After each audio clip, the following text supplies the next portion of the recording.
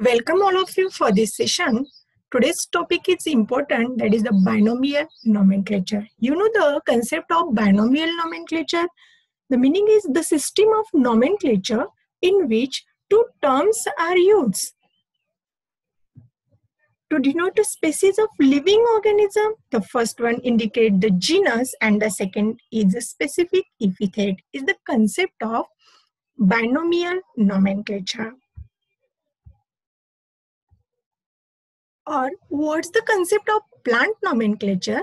The assignment to definite names to plant is called as the plant nomenclature, or to give a specific name of the plant called as the plant nomenclature.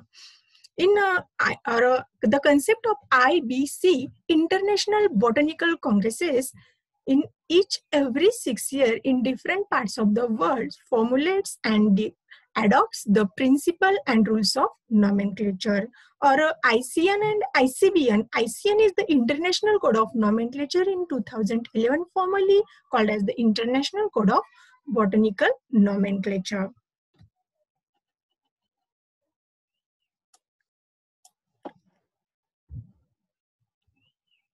What is the difference between the common name and scientific name? Discuss one by one. The first is the common name. These are the not universal. They vary in different language. Means the language is changed, the common name is also changed. But in the scientific name, these are the universal and are recognized throughout the world.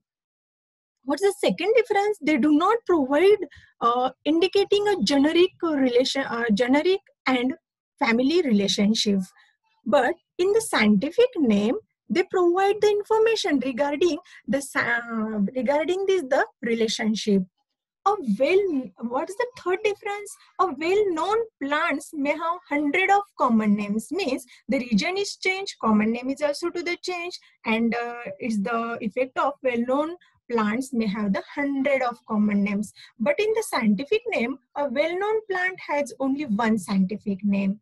Sometime in a common name, sometime two or more plants have the same common name in some regions. But in the scientific name, two or more plant always have different scientific name, means not the overlapping for this name. In common name, many species do not have any common name. But in scientific name, all known plants have a scientific name. It's the difference between the common name and scientific name. The scientific name of the plant is consisting of two separate names. Which two separate names? The one or the first word indicate the genus of the organism, and the second word indicate the species, of course. Details of these two names system were first given by Linnaeus in 1753 in his famous binomial system of nomenclature. What is the binomial nomenclature? What is the concept of binomial nomenclature? In the earlier days, plants' names were long and descriptive. Example, in the Hubble of Clusius in 1583, a species of willow is named Salix pumila angustifolia altera. It's a very descriptive and complicated name. Then in 1623, Gaspar Bovin in 1560 to the 1624 devised a plan of adopting two names for each plant in his Panax Theatri Botanicae. But it was Carl Linnaeus in 1707 to the 1778, the great Swedish naturalist to whom actual credit goes for devising and methodically employing the binomial system of nomenclature. Linnaeus employed the same system in the first edition of his species Plantarum in 1753. According to binomial system, the scientific name of the plant consisting of two Latin or Latinized the word, which is the first is the name of the genus, that is the generic name or generic epithets, and the second name is second name of the species, that is the specific epithets, of course. For example, the botanical name of the sugarcane is the Saccharum officinarum. The first word indicating the genus of the plant, and the second word officinarum indicate the species of the genus. What is the generic name? In generic name, it is always a noun. and written with a capitalized initially, later, and remainder small. The generic name is always singular in number. It may have following types of origin. The first, the several generic name may be in honor of the names of well-known persons. For example, the Theophrasta in honor of the Theophrastus, and the Candelier in the honor of the Epidicandle. They may be descriptive. The second one is there may be the descriptive with the reference to some common characteristic of the included species.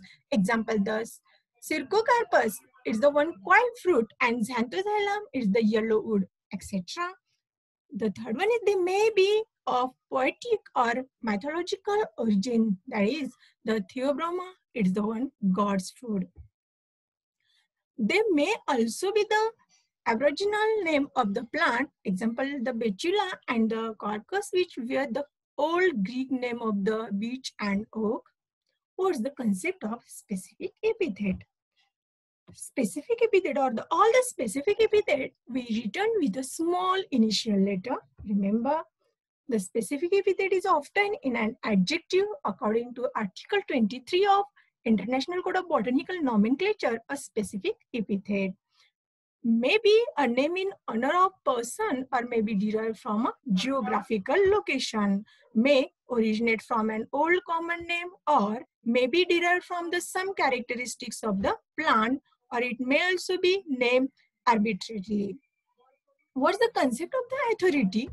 The name of the species is incomplete if it is not followed by full or abbreviated names of the authors. Example, the Anonas squamosa is an incomplete name. What is the complete name, or the complete name in Anonas squamosa is a capital L, where L is abbreviated for the lineage. What is the advantages of binomial nomenclature? At the first advantage, these are the universal and recognized throughout the world. The second advantage, they provide the information regarding generic and family relationship. A well-known plant has only one scientific name. The fourth advantage is two or more plants always have a different scientific name, not overlapping. The next advantage is all known plants have a scientific names. Thank you, all of you.